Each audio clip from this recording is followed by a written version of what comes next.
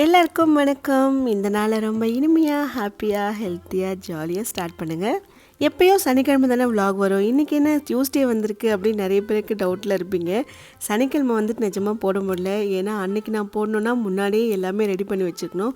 ஆனால் marriage reception எல்லாமே வந்து தேர்ஸ்டே தான் முடிஞ்சுது. ஸோ அன்றைக்கி முடிஞ்சது நைட்டு போய் ரெஸ்ட் எடுக்க தான் டைம் இருந்துச்சு. ஸோ 2 days ரெஸ்ட் எடுத்துப்போம், அதுக்கப்புறம் வீடியோ எடிட் பண்ணி போஸ்ட் பண்ணிக்கலான்னு சொல்லிட்டு விட்டுட்டேன். அதனால தான் இன்றைக்கி டியூஸ்டே போடுறேன். இந்த விலாகில் முகூர்த்தக்கால் நடுறதுலேருந்து நலங்கு, மேரேஜ், ரிசப்ஷன் எல்லா செலிப்ரேஷனும் இருக்கும்.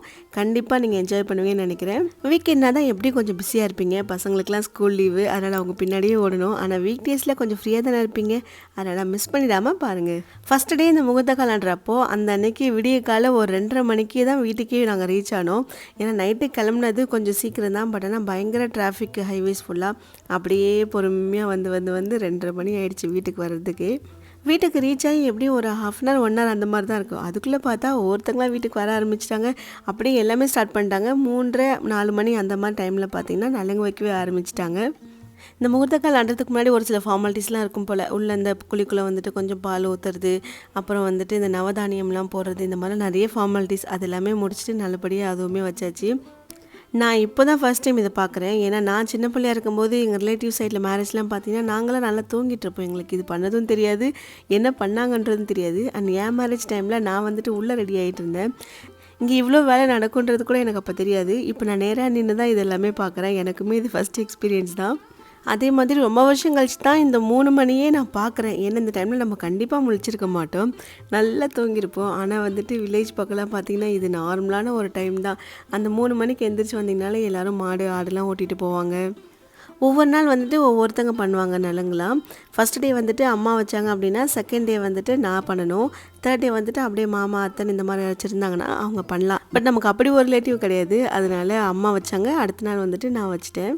அதே மாதிரி நலங்கு வைக்கிறதும் வந்துட்டு ஒரு ப்ரொசீஜர் லைனாக போயிட்டுருக்கும். ஃபஸ்ட்டு இது, செகண்ட் இதுன்னு நம்மளே ரொம்ப வருஷம் கழிச்சு இப்போ தான் பண்ணுறோம். அதாவது இதுக்கு முன்னாடி நான் யாருக்கும் பண்ணதும் இல்லை. ஃபஸ்ட்டு தம்பிக்கு தான் நான் நலங்கே வைக்கிறேன். நமக்கு முன்னாடி ஒரு 2-3 பேர் பண்ணாங்கன்னா அவங்கள பார்த்து நம்ம ஓகே இதுக்கப்புறம் இது அப்படின்னு ஒரு ஞாபகம் வந்துடும். ஆனால் வந்துட்டு அம்மா கரெக்டாக வைக்கும்போது பார்த்தா நான் வெளியில் போய் சூட வாங்க ஓடி போயிட்டேன். திடீர்னு தான் வந்து நடுவில் ஜாயின் பண்ணேன்னா, அதனால் ஒன்றுமே எனக்கு புரியல. அங்கே இருக்கவங்க எல்லோரும் இதை பண்ணு அதை பண்ணுன்னு ஒவ்வொன்றா சொல்லிகிட்டே இருந்தாங்க. அவங்க சொல்ல அப்படியே ஃபாலோ பண்ணிட்டேன். ஊர்லேருந்து வரப்போ இது ரெடி பண்ணி வச்சுருந்தேன். அதை வந்துட்டு இங்கே தான் வந்து வச்சா. அதான் 2 days தான் வந்துட்டு வச்சுருந்தேன். அதுக்குள்ளே பார்த்தா நல்லா சோப்பை போட்டு கழுவி எடுத்துட்டு அதுக்கப்புறம் மெஹந்தி வைக்க ஓடி போயிட்டா. தம்பி ஏன் வந்துட்டு சிரிக்கவே இல்லை, கட்டாய கல்யாணம் பண்ணி வைக்கிறீங்களா அப்படிலாம் கூட நிறைய பேர் கேட்டிங்க. அப்படிலாம் ஒன்றும் கிடையாது. காலையில் ஒரு 3 மணிக்கு எந்திரிச்சு இந்த மாதிரி பண்ணுங்கள், குளிச்சுட்டு ரெடி ஆகிட்டு இந்த மாதிரிலாம் உட்காந்துருக்கும்போது யார் இருந்தாலும் ஒரு மாதிரி அந்த தூக்க கலக்கம் இருக்கும், அந்த ஒரு மாதிரி ஃபேஸ் கொஞ்சம் அந்த டயர்ட்னஸ் இருக்கும்ல. ஸோ அது மட்டும்தான், மற்றபடிலாம் எந்த ஒரு பிரச்சனையும் இல்லை. ஃபஸ்ட்டு டே நலங்கு நல்லா சிறப்பாக முடிச்சுட்டு ஃபுட்டு வந்துட்டு வெளில ஆர்டர் பண்ணியிருந்தோம். அதை வாங்கிட்டு வந்து எல்லாேருக்கும் சர்வ் பண்ணிவிட்டு சாப்பிட்டு நல்லா தூங்கியாச்சு. அப்புறம் அப்படியே ஒரு சில வேலைலாம் முடிச்சுட்டு ஈவினிங்காக மெஹந்தி வைக்க போயிட்டோம். மெஹந்தி வைக்கிறவங்க வந்துட்டு ஒரு பெரிய ஆர்டிஸ்ட், ரம்யாவோட சிஸ்டர். இவங்க நேம் சந்தியா. இது வந்து ரம்யாவோட கை ஒரு தீமோடு இருக்கும். பொண்ணு, மாப்பிள்ளை, அப்புறம் பக்கத்தில் வந்துட்டு முருகர் கோவிலில் மேரேஜ் அப்படின்றதுனால அந்த வேல், மயில் இது எல்லாமே போட்டு சூப்பராக ஒரு தீமோடு பண்ணியிருந்தாங்க. அப்புறம் நைனியும் போட்டுக்கிட்டா. அவளும் வந்துட்டு பயங்கர ஜாலி. மெஹந்தினா ரொம்ப இன்ட்ரெஸ்ட் ஆகிடுவா. எனக்கு வந்துட்டு கை கொஞ்சம் குண்டாக இருக்குமா, ஏரியா கொஞ்சம் பெருசு போல், அதனால் ரொம்ப நேரம் இழுத்துருச்சு அவங்களுக்கு. நைட்டு 1:30 வரைக்கும் நாங்கள் போட்டுட்ருந்தோம். அதோட அவுட் எப்படி இருக்குன்னு கொஞ்சம் நேரத்தில் காமிக்கிறேன். ஃபேஸில் இருக்க டார்க் ஸ்பாட்ஸ், ஆக்னி, ஸ்கார்ஸ் இது எல்லாமே ஒன்று சன் எக்ஸ்போஷர் இல்லை ஹார்மோனல் சேஞ்சஸ்னால வரும். ஆனால் எனக்கு இப்போ நிறைய சேஞ்சஸ் இருக்குது. நான் வந்துட்டு ஹிமாலயாவோட dark spot clearing turmeric face serum use பண்ணிகிட்ருக்கேன். இதில் 100% நேச்சுரலாக எக்ஸ்ட்ராக்ட் பண்ண டர்மரிக் இருக்கிறதுனால நம்ம ஃபேஸில் இருக்க டார்க் ஸ்பாட்ஸை ரொம்ப விசிபிளாகவே ரெடியூஸ் பண்ணிடும். முக்கியமாக 10% கிளைகாலிக் ஆசிட், 2% நயாசினமேட் இருக்கிறதுனால ஆக்னியால் வந்து டார்க் ஸ்பாட்ஸ் எல்லாமே கிளியர் ஆகிடும். இதுலேருந்து ஃபியூ ட்ராப்ஸ் எடுத்து ஃபேஸ் நெக்லாம் அப்ளை பண்ணி நல்லா மசாஜ் பண்ணாலே போதும். இது வந்து ரொம்ப லைட் வெயிட்டாக இருக்கிறதுனால ஸ்கின்லுமே சீக்கிரமாக அப்சர்வ் ஆகிடும். இதில் 100% ஹிமாலயன் டர்மரிக்கை கோல்ட் ப்ரெஸ்டாக எக்ஸ்ட்ராக்ட் பண்ணி சேர்க்கறதுனால ரொம்ப விசிபிளாகவே ரேடியன்ஸ் தெரியும். அண்ட் ஸ்கின்மே நல்லா க்ளோவாக இருக்கும். ஒருவேளை நீங்கள் மார்னிங் யூஸ் பண்ணிவிட்டு வெளில போகிறதா இருந்தால் சன்ஸ்க்ரீன் போட்டுக்கலாம். இப்போ இந்த ப்ராடக்ட் வாங்குறவங்களுக்கு 30% டிஸ்கவுண்ட் போயிட்டுருக்கு. லிங்க் வந்து டிஸ்கிரிப்ஷனில் கொடுத்துருக்கேன், செக் பண்ணி பாருங்கள். அண்ட் அது மட்டும் இல்லாமல் Amazon, Flipkart, Nykaa and Himalaya website and ஆப்லேயுமே அவைலபிளாக இருக்குது, செக் பண்ணி பார்த்துக்கோங்க. அப்படியே நம்மளோட மார்னிங் ரொட்டீன்லாம் முடிச்சுட்டு இனிமேல் தான் நலங்கு வைக்க எல்லாமே ரெடி பண்ணி வைக்கணும். இன்றைக்கி வந்துட்டு கொஞ்சம் லேட்டு தான், அவ்வளோ சீக்கிரம் எழுந்திருக்கணும்னு அவசியம் கிடையாதுன்னு சொல்லிட்டாங்க. அதனால் இன்றைக்கி ஒரு 6 மணிக்கு வச்சா போதுன்னு அதுவே வந்துட்டு ரொம்ப சந்தோஷம். எது எப்படியோ காலையிலே இந்த மேலே சத்தம்லாம் கேட்கும்போது என்ன ஆனாலும் பசிக்க இருக்காது, தூக்கம் வராது. அது ஒரு மாரி ஜாலியா இருக்கும். அதுவும் நெறைய ரிலேட்டிவ்ஸ்லாம் வந்ததும் இன்னும் கொஞ்சம் பயங்கர எக்ஸைட்மெண்ட் தான் இன்னைக்கு. எல்லா ஊர்லயுமே எந்த டைம்ல வந்து நலங்கு வைப்பாங்கன்னு எனக்கு தெரியாது. ஒரு சில பேர் வந்து பிரம்ம முகூர்த்தம்னு சொல்லிட்டு இந்த விடிய காலைல 4 மணி, 5 மணி அந்த மாரி சொல்லிட்டு வைப்பாங்க. சில பேர் வந்து அதான் 7 மணிக்குள்ள முடிச்சிடணும் அப்படின்ற மாரி ஒரு சில பேர் சொல்லுவாங்க. ஆனா சில ஊர்ல வந்துட்டு கொஞ்சம் லேட்டா கூட வைப்பாங்களா என்னன்னு தெரியல. ஆனா கேள்விப்பட்டுருக்கேன். பட் இது வில்லேஜ்ன்றதுனால நம்ம கொஞ்சம் ஏர்லியா வச்சு தான் எல்லாருமே அதாவது பக்கம் வீடு, பக்கத்து அக்கத்து வீடு எல்லாமே வருவாங்க. ஏன்னா அதுக்கப்புறம் போனா யாரும் இருக்க மாட்டாங்க. அவங்கவங்க அவங்க வயலுக்கு வேலைக்கு போயிருவாங்க. இன்னைக்கு வந்து என்னோட நலங்கு ஃபஸ்ட்டு டே பண்ணும்போது தான் ஒன்றுமே தெரியாமல் பயந்து பயந்து முழிச்சிட்டு இருந்தேன். ஆனால் இன்றைக்கி வந்துட்டு ஒரு நாள் வச்சது கொஞ்சம் எக்ஸ்பீரியன்ஸ் ஆன மாதிரி இருந்தது. அதனால் என்னென்னலாம் ஃபஸ்ட்லேருந்து பண்ணலாம் அப்படின்றது கரெக்டாக கற்றுக்கிட்டேன். இன்றைக்குமே காலை எல்லாேருக்கும் டிஃபன் ரெடி பண்ணியாச்சு. அதுவும் வெளில தான் ஆர்டர் கொடுத்தது. ஆனால் எல்லாேருக்கும் ஒரு மாதிரி கூச்சம் இருக்குமான்னு தெரில. சாப்பிடுன்னு சொன்னால் அவ்வளோ சீக்கிரத்தில் யாரும் உட்கார மாட்டாங்க. கொஞ்சம் தங்கி தங்கி தங்கி அதுக்கப்புறம் தான் ஒரு வழியாக ஓகே சொல்லிவிட்டு உட்காருவாங்க. சில பேர் வந்து அப்படியே நல்லங்க வச்சுட்டு எஸ்கேப் ஆக தான் முன்னாடி பார்ப்பாங்க. இந்த சாரியோட டீட்டெயில்ஸ் வந்துட்டு ஷார்ட்ஸில் நிறைய பேர் கேட்டிருந்தீங்க. இது பற்றி நான் டீட்டெயில்ஸ் சொல்லணும்னா நான் 7 வருஷத்துக்கு முன்னாடி தான் போனோம். சொல்ல போனால் நம்பவே மாட்டீங்க. இது வந்துட்டு என் கல்யாணத்தப்போ அந்த ரிலேட்டிவ்ஸ்க்கெலாம் வந்துட்டு இன்விடேஷன் வைப்பாங்க இல்லையா, அப்போ வந்து ரொம்ப கொஞ்சம் க்ளோஸாக இருக்கவங்களுக்குலாம் சாரீ எடுத்து வச்சு கொடுப்பாங்க. அந்த டைமில் எங்கள் அப்பா வந்துட்டு ஒரு 32 சாரீ போய் எடுத்தார். அப்போ நானும் கூட போயிருந்தேன்.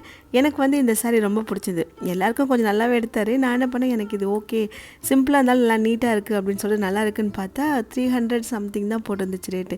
சரி ஓகே எடுத்துப்போம் அப்படின்னு எடுத்தேன். அப்போ இருந்து இப்போ வரைக்கும் நிறைய டைம் வாஷ் பண்ணிட்டேன்.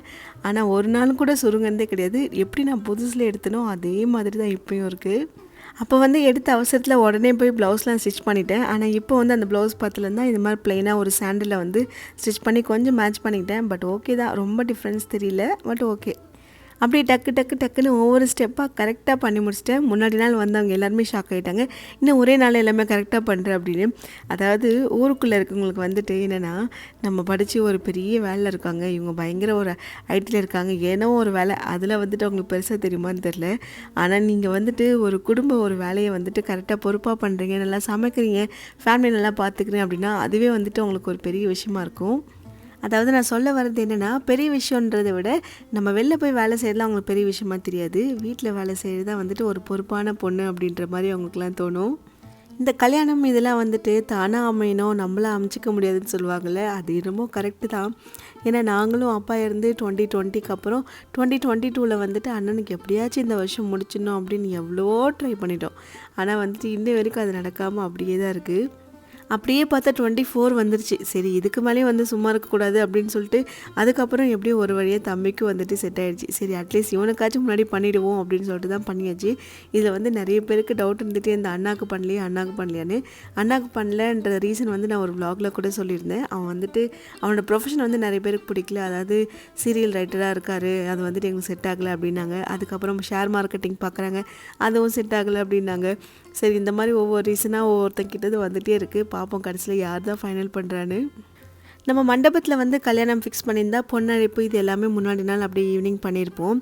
ஆனால் நம்ம பண்ணது வந்துட்டு கோவிலில் தானே ஃபிக்ஸ் பண்ணியிருக்கோம். அதனால் நாங்களே போயிட்டு வீட்டுக்கு அழைச்சிட்டு வர மாதிரி பொண்ணழைப்பு மாதிரி நான் ஹஸ்பண்ட் அப்புறம் என்னோடய சித்தி ஒருத்தவங்க வந்தாங்க. நாங்கள் 3 பேரும் போயிட்டு அப்படியே அழைச்சிட்டு நேராக ஊரில் இருக்க ஒரு கோவிலுக்கு வந்துட்டோம்.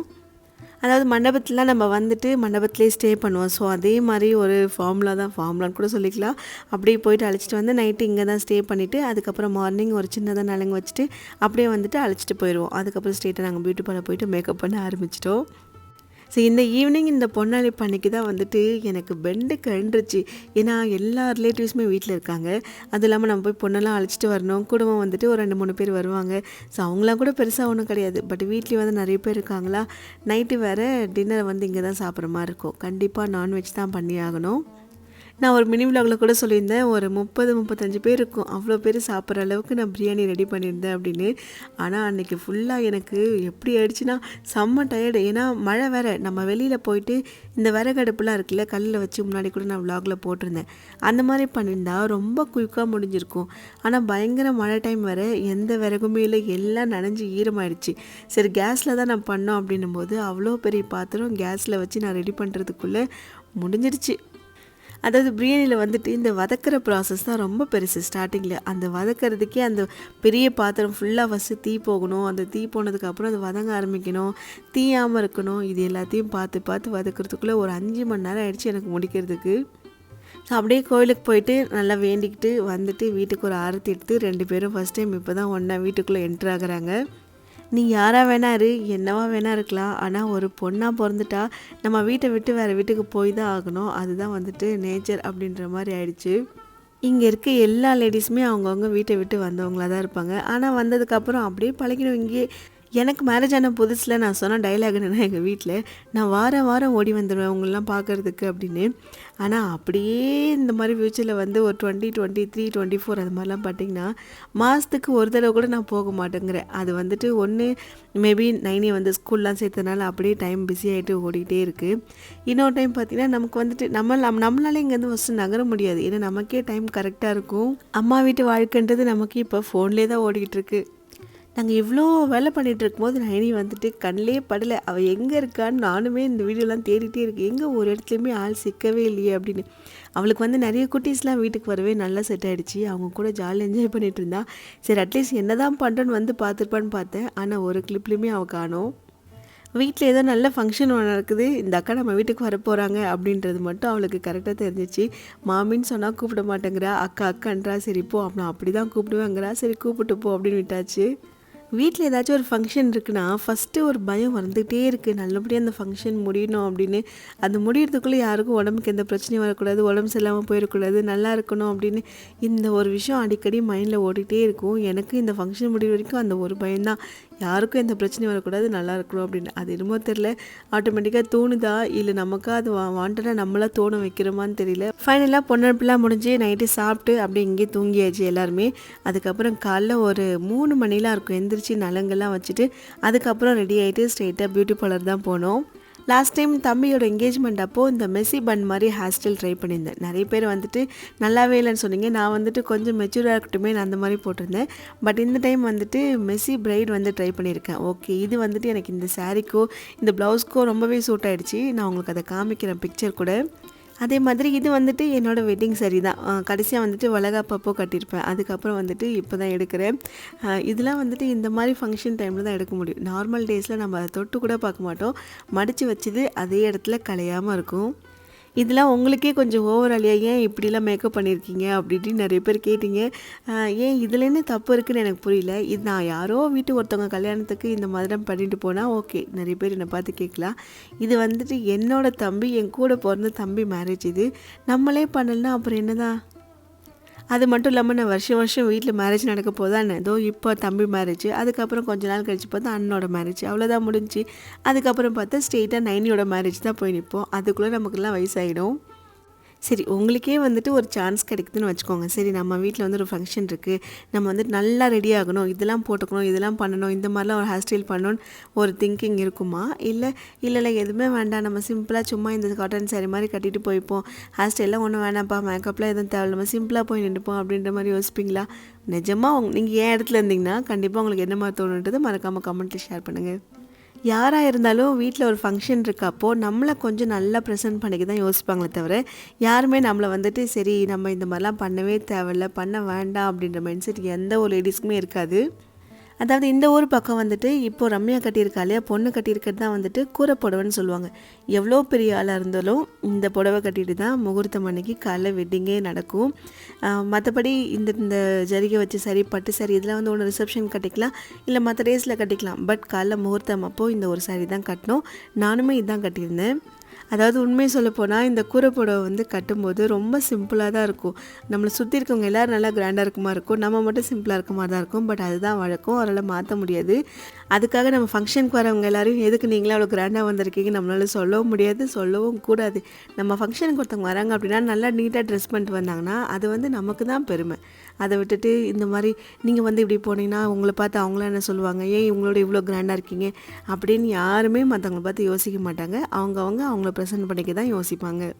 இப்போ மேரேஜ் ஆகிறவங்களாம் பரவாயில்ல, அட்லீஸ்ட் அந்த கூரை புடவைக்கு ப்ளவுஸ் ஆச்சு கொஞ்சம் டிசைனாக போடுறாங்க. பட் என்னோடய வெட்டிங் அப்போது யாருமே வந்துட்டு டிசைன் பண்ணக்கூடாது, லைனிங் கூட வைக்கக்கூடாதுன்னு சொல்லிட்டாங்க. அது எப்படி எடுக்கிறோமோ அதை அப்படியே தான் கட்டணும், மற்றபடி அதில் டிசைன் பண்ணுறதுன்னு ஒன்றுமே இருக்கக்கூடாதுன்ட்டாங்க. இது வந்து ரொம்ப ரொம்ப சிம்பிளாக இருந்தது. அப்படியே நானும் ஹஸ்பண்டும் வந்து பாத பூஜை பண்ணிக்கிட்டோம். ஆனால் வந்துட்டு கோவிலில் மேரேஜ் பண்ணுறது அப்படின்றது இதுதான் ஃபர்ஸ்ட் டைம். நான் ஃபஸ்ட்டு மேரேஜுக்கும் போகிறேன், அட்டன் பண்ணுறது இதுதான். வீட்டில் வந்து மேரேஜ் வந்து கோவிலில் பண்ணுறது இதுதான் ஃபர்ஸ்ட் டைம். நமக்கு வந்துட்டு முருகர் தான் குலதெய்வம் அப்படின்றதுனால இங்கே பண்ணிக்கலாம் தான் முடிவு பண்ணோம். பட் இதில் வந்துட்டு இவ்வளோ ஒரு பிரச்சனை இருக்கும் அப்படின்றது தெரியாது. பிரச்சனை மீன்ஸ் தப்பாக எதுவும் கிடையாது. நம்ம வீட்டு பக்கத்துலேயே ஒரு கோவில் இருக்குது, இல்லை நமக்கு ரொம்ப தெரிஞ்ச ஏரியா, அங்கே இருக்க சுற்றி ஆளுங்க எல்லாமே நமக்கு தெரியும் அப்படின்னும் போது தாராளமாக அந்த சைடில் இருக்க கோவிலை நம்ம ஃபிக்ஸ் பண்ணலாம் மேரேஜ் எல்லாமே. பட் நமக்கு தெரியாத ஒரு இடத்துல போயிட்டு பண்ணுறது கொஞ்சம் ஒரு மாதிரி தப்பு தான் நினைக்கிறேன். தப்பு கூட கிடையாது, அதாவது நமக்கு ரொம்ப அலைச்சல் அது. ஏன்னா நாங்கள் வந்துட்டு வெட்டிங்க்கு இவ்வளோ பேர் வருவாங்க அப்படின்னு சொல்லிட்டு ஒரு 200 மெம்பர்ஸ்க்கு சாப்பாடு மாதிரி சொல்லியாச்சு. ஏன்னா காலைல இவ்வளோ தூரம் யாரும் வரமாட்டாங்க, எப்படியும் ஈவினிங் ரிசப்ஷனுக்கு வந்துடுவாங்க. அது வந்துட்டு ஊர்லேயே இருக்குது, பட் கொஞ்சம் விழுப்புரம்லேருந்து தூரம் கோவில், அதனால இவ்வளோ தூரம் யார் காலையிலே வரப்போகிறா அப்படின்னு சொல்லிட்டு 2 வீட்டு சைட்லேயுமே கேட்டுட்டு தான் 200 மெம்பர்ஸ்க்கு சாப்பாடு மாதிரி சொன்னோம். பட் அந்த ஹோட்டலில் வந்துட்டு பயங்கரமாக ஏமாற்றிட்டாங்க. அதாவது மேலே வந்து ஒரு சின்ன மண்டபம் மாதிரி இருக்கும் கோவில், லைனாக எல்லா மேரேஜும் நடக்கும். முகூர்த்தம்க்கு அப்படியே ஒரு முகூர்த்தம் ஒரு 10-15 நிமிஷத்தில் முடிச்சிடுறாங்க. அதுக்கப்புறம் அடுத்த பேர் அதுக்கப்புறம் அடுத்த பேருன்னு சொல்லிட்டு ஒவ்வொரு பேராக மேரேஜ் ஆகிட்டு அமுச்சிக்கிட்டே இருக்காங்க. அதை முடிச்சுட்டு வந்து கீழே தான் வந்து சின்ன சின்ன ஹோட்டலாக இருக்கும். ஸோ அங்கே தான் வந்து சாப்பாடு சொல்லி பக்கத்துலேயே வந்து மண்டபம்ல சாப்பிட்டுக்கலாம் அப்படின்ற மாதிரி தான் வந்து பிளான் பண்ணி எல்லாமே அரேஞ்ச் பண்ணது. ஆனால் அந்த ஹோட்டல்காரங்க வந்துட்டு பயங்கரமாக வச்சு செஞ்சுட்டாங்க. சொல்லப்போனால் நம்ம 200 பேருக்கு சாப்பாடு சொன்னது ஒரு 30 பேர் சாப்பிட்ற அளவுக்கு கூட சட்னி சாம்பார் கொடுக்கல. அப்போ வந்துட்டு எப்படி இருக்கும் மேரேஜுக்கு வந்தவங்களுக்கு, என்னடா அது வந்துட்டோம் இவ்வளோ தூரம் வந்தோம் கரெக்டாக சாப்பாடு கூட போடலையே அப்படின்ற மாதிரி தானே தோணும். அது வந்து ஒரு விதத்தில் கொஞ்சம் கஷ்டமாக தான் இருந்து. பட் இருந்தாலும் அதுக்கப்புறம் விடலை, போய் கேட்டு வாங்கிட்டு வந்து எல்லாருக்கும் மறுபடியும் போட்டாச்சு. அதாவது இவங்களாம் புதுசு தானே, இவங்க என்ன பண்ண முடியும், எப்படி வேணாலும் ஏமாற்றிக்கலாம் அப்படின்னு நிறைய பேர் இருக்காங்க தான் உலகத்தில். பட் ஏமாறுற வரைக்கும் ஏமாற்றிட்டு தான் இருப்பாங்க. அதை போய் நின்று நம்ம கேட்டோன்னா அதுக்கப்புறம் பயந்து கண்டிப்பாக கொடுத்தாவாங்க. அதுக்கப்புறம் போய் நின்று மிரட்டி எல்லாத்தையும் எடுத்துகிட்டு வந்து கொடுங்க அப்படின்னு சொன்னதுக்கப்புறமா கொண்டு வந்து கொடுத்தாங்க. இல்லைன்னா அப்படியே நம்மளை ஏமாற்றி அமைச்சிருப்பாங்க. அப்படியே தாலியெல்லாம் வச்சு எல்லாருக்கிட்டையும் ஆசீர்வாதம் வாங்கிட்டு அரிசியெல்லாம் எடுத்துட்டாங்க ஆசீர்வாதம் பண்ணுறதுக்கு. அவ்வளோதான், எனக்கு கொஞ்சம் நேரம் தான் கல்யாணமும் நல்லபடியாக முடிஞ்சு. தம்பிக்கு மேரேஜ் முடிஞ்சதும் எனக்கு ஃபஸ்ட்டு தோணுன விஷயம் மைண்டில் என்னென்னா, இதுக்கப்புறம் நீ மாட்டினடா, இதுக்கப்புறம் ஒன்று அடிக்கடி நான் கிச்சனில் பார்ப்பேன் அப்படின்னு. ஏன்னா இது வரைக்கும் ஒரு நாள் கூட ஒரு சிம்பிளாக ஒரு டீ போட்டு கூட கொடுத்தது கிடையாது. அதுக்கு கூட கிச்சன் பக்கமே போக மாட்டான். ஆனால் இதுக்கப்புறம் இருக்குது. அது ஒரு மாதிரி க்ளோஸ்டு மண்டபம் மாதிரி இருக்கும். மண்டபம்னு சொல்ல முடியாது, சும்மா லைனாக அப்படியே ஒரு ஸ்டேஜ் மட்டும் கட்டி வச்சுருப்பாங்க மேரேஜுக்குன்னு சொல்லிட்டு. அதனால இந்த இடத்துல என்னவோ பெருசாக வந்து லைட்டிங்கே இல்லை. அது எல்லாமே இந்த கேமராமேன் செட் பண்ண லைட்ஸ் மட்டும்தான். அதில் தான் ஒரு மாதிரி பளிர்னு தெரியுற மாதிரி இருக்குது. பட் இதுக்கப்புறம் நாங்கள் வந்து மண்டபத்துக்கு போனோம். அதுக்கப்புறம் வந்துட்டு வீடியோஸ் எல்லாமே ரொம்ப சூப்பராக இருந்துச்சு. இது எல்லாமே வந்துட்டு கேமராவில் எடுத்தது தான். ஏதோ பழைய கல்யாண சிடி பார்க்குற மாதிரியே ஒரு ஃபீல் இருந்தது எனக்கு. ஏன்னா அந்த பிளேஸ் அப்படி இருக்குது. ஸ்டார்டிங் வீட்டில் இருக்க வரைக்கும் தான் வந்துட்டு ஃபோனில் எடுத்தது, மற்றது எல்லாமே கேமராமேன் கிட்டே சுட்டாச்சு. அவர்கிட்டேருந்து கெஞ்சி கேட்டு எல்லாத்தையும் காப்பி பண்ணிவிட்டு எடுத்துகிட்டு வந்திருக்கேன். அப்புறம் இன்னொரு விஷயம் சொல்ல மாட்டேன், இந்த ப்ளவுஸ் பற்றி நிறைய பேர் கேட்டிருந்தீங்க மினி விலாக்லேயே. இது வந்து என்னோடய சிஸ்டர் வந்து திருப்பூரில் இருக்காங்க. அவங்கக்கிட்ட வந்து நான் மெட்டீரியல் எடுத்து கொடுத்து அமிச்சேன். மற்றபடி ஆரி ஒர்க் எல்லாமே அவங்க அங்கே போட்டு எனக்கு அமுச்சு விட்டாங்க. அங்கே வந்து நிறைய பேர் நல்லா ஸ்டிச் பண்ணுறாங்க போல். அவங்கக்கிட்ட கொடுத்து எனக்கு எல்லாமே ரெடி பண்ணி அதுக்கப்புறம் கொரியர் போட்டாங்க. ரொம்ப ரொம்ப அழகாக பண்ணியிருந்தாங்க. லாஸ்ட் டைம் என்கேஜ்மெண்ட் அப்போவே நிறைய பேர் சொல்லியிருந்தீங்க பொண்ணு வந்து சிரிக்கவே மாட்டாங்க அப்படின்னு. இந்த டைம் வந்துட்டு பயங்கரமாக ட்ரெயின் பண்ணி பக்கத்தில் போய் காதில் சொல்லி ஆனால் நம்ம சொல்லாமலே வந்துட்டு இந்த டைம் பயங்கர சிரிப்பு வந்துடுச்சு அவங்களுக்கே. அவங்களே வந்து கொஞ்சம் ப்ராக்டிஸ் பண்ணிட்டாங்கன்னு நினைக்கிறேன். மற்றபடி இந்த டைம் வந்துட்டு அவங்க சோகமாகவே இல்லை, கொஞ்சம் கூட. ஆக்சுவலாக சோகமாக கிடையாது, ஸ்டேஜ் ஃபியர் நினைக்கிறேன். முன்னாடி எல்லோரும் முன்னாடி நம்ம நிற்கும் போது ஒரு பயம் இருக்கும், அந்த பயத்தோடு தான் இருந்திருக்காங்க லாஸ்ட் டைம். பட் இந்த டைம் வந்துட்டு 2 பேருமே ரொம்ப அழகாக ஸ்மைல் பண்ணிகிட்டே இருந்தாங்க. ஒரு 2 மணி நேரம் இருக்கும்னு நினைக்கிறேன் இந்த மேக்கப்லாம் பண்ணுறதுக்கு. அதாவது நான் சொல்கிற மாதிரி நம்ம ஸ்டைலில் இந்த பட்டி டிங்கரிங்லாம் பார்த்து இதெல்லாம் மேக்கப் பண்ணி ஒரு செட்டப் பண்ணி நல்லா ஒரு சைனா பொம்மை மாதிரி ரெடி ஆகிட்டு இங்கே வர்றதுக்கு எப்படியும் ஒரு 2 மணி நேரம் ஆயிடுச்சு. பட் இங்கே வந்து ஒரு 2 நிமிஷம் கூட ஆகலை, உள்ளே வந்துட்டு அவ்வளோ கூட்டம்.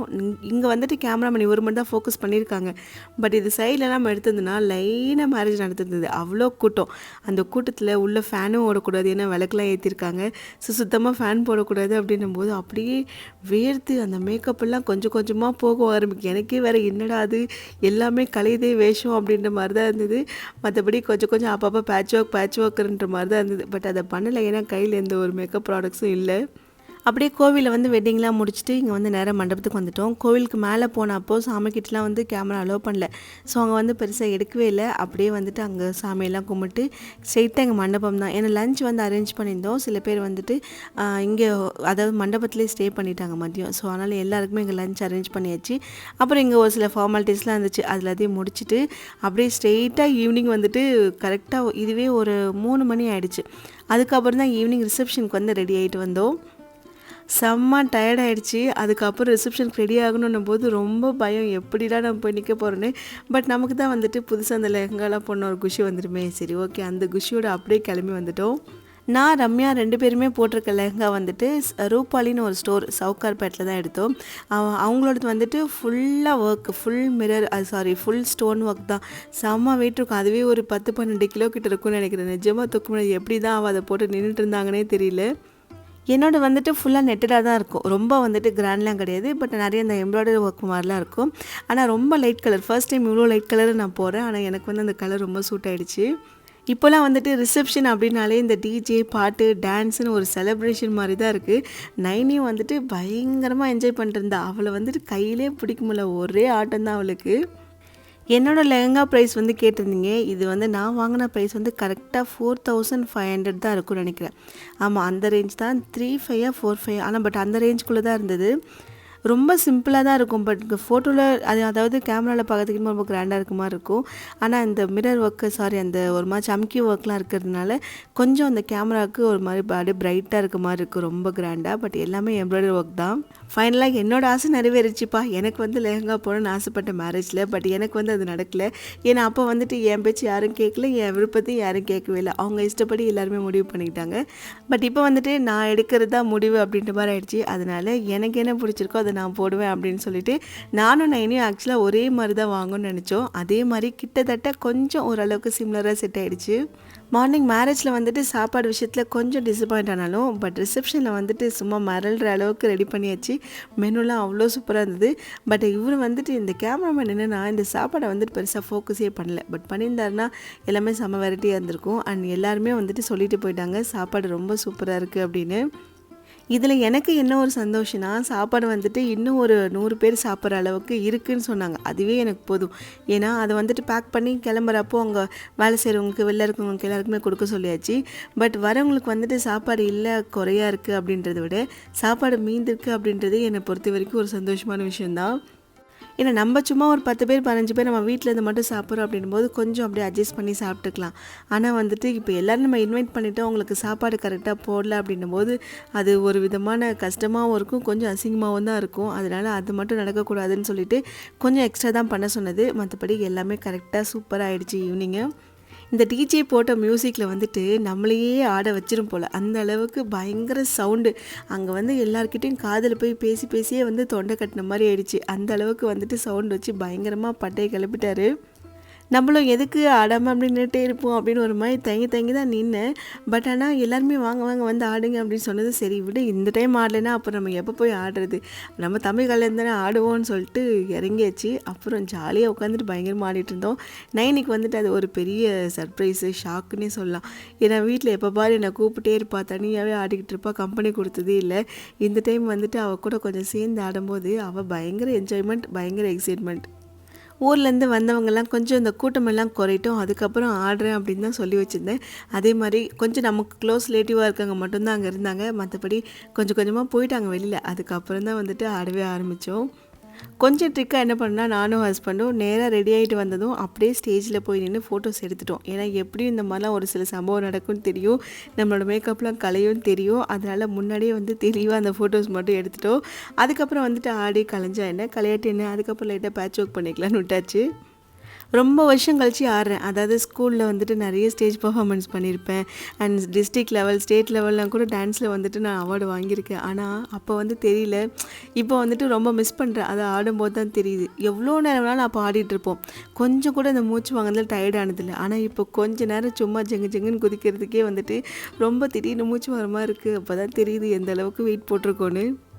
ஆனால் இதுக்கப்புறம் வந்துட்டு ஒரு முடிவு எடுத்திருக்கேன். இதுக்கப்புறம் கண்டிப்பாக நைனி கூட கம்பெனி கொடுத்தாச்சு வீட்டில் கொஞ்ச நேரம் அவள் டான்ஸ் பண்ணும் அப்படின்னு.